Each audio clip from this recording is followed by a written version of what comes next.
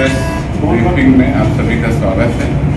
और मैं इधर हाल के कुछ दिनों में जो महत्वपूर्ण उपलब्धियाँ हुई हैं, घटनाएं हुई हैं, उसके बारे में आपको बताऊँगा।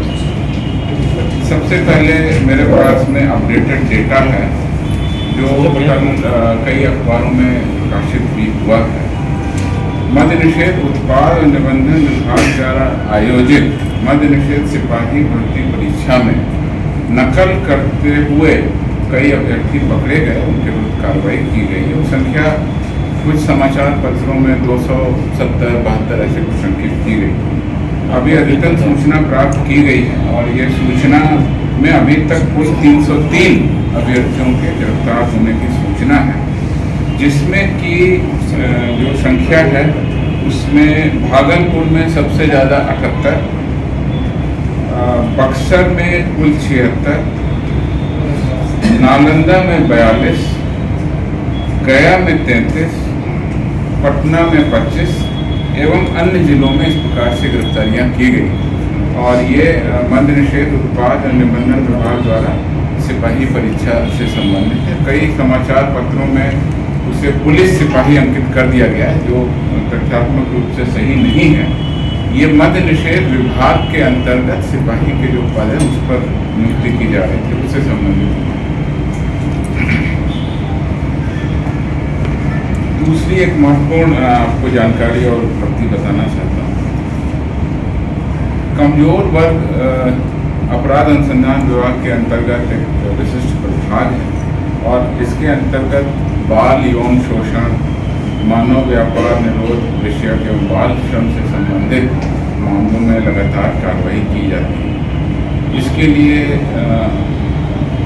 जिला स्तरीय मानव व्यापार निरोध इकाई यानी डिस्ट्रिक्ट लेवल ह्यूमन ट्रैफिकिंग की जो इकाई है ह्यूमन ट्रैफिकिंग की, वो भी कार्य करती है।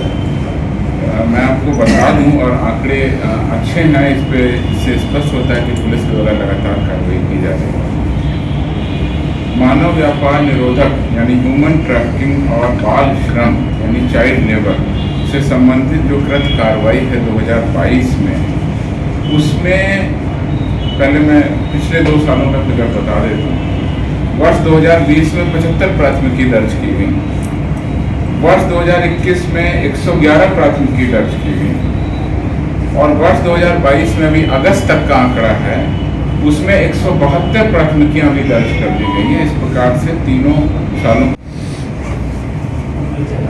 नक्सलियों के विरुद्ध कार्रवाई के बारे में आपको लगातार प्रेस ब्रीफिंग में बताया जाता है और पिछली बार भी बताया गया था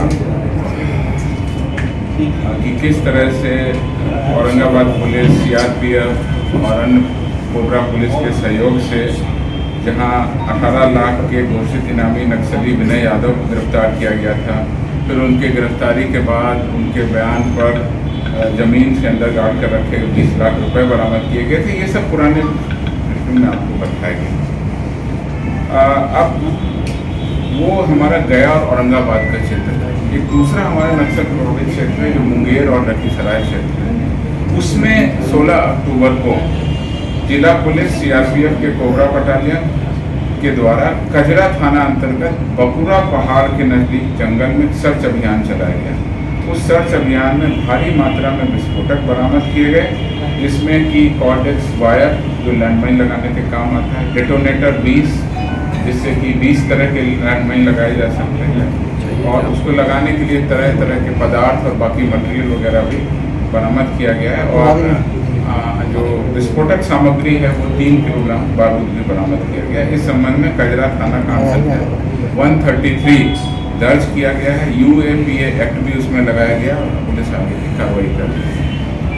और इसके अलावा औरंगाबाद में 21 कांडों में वांछित और आरोपित 50,000 के इनामी नक्सली की गिरफ्तारी जिला पुलिस, एसटीएफ एवं अन्य बलों के द्वारा लगातार की गई कार्रवाई में प्राप्त हुई है।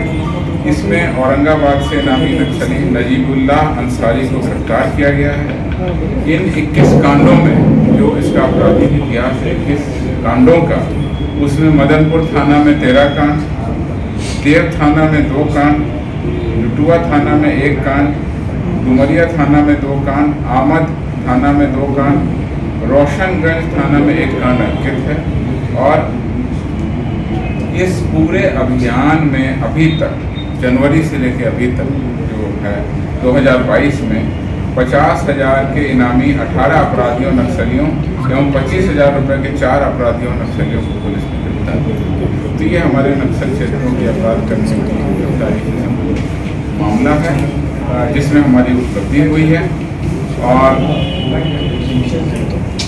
कम उम्र के दोनों को मिला के अगर कुल मुक्त कराए गए पुरुषों की हम बात करें तो वर्ष 2020 में 79, वर्ष 2021 में 235 पुरुषों को और वर्ष 2022 में अगस्त तक 308 पुरुषों को मुक्त कराया गया। गिरफ्तार मानव तस्कर, इस पूरे अभियान में कितने मानव तस्कर गिरफ्तार किए गए उसकी आंकड़ा भी मेरे पास में उपलब्ध है। 247 मानव तस्कर से संबंधित अपराधियों को 2020 में गिरफ्तार किया गया।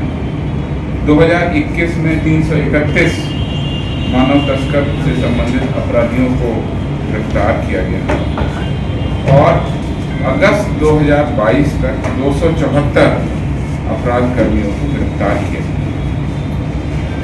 इसके अलावा एक पॉक्सो एक्ट में जो सजा है उसमें भी हमारी बहुत अच्छी प्रगति हुई है।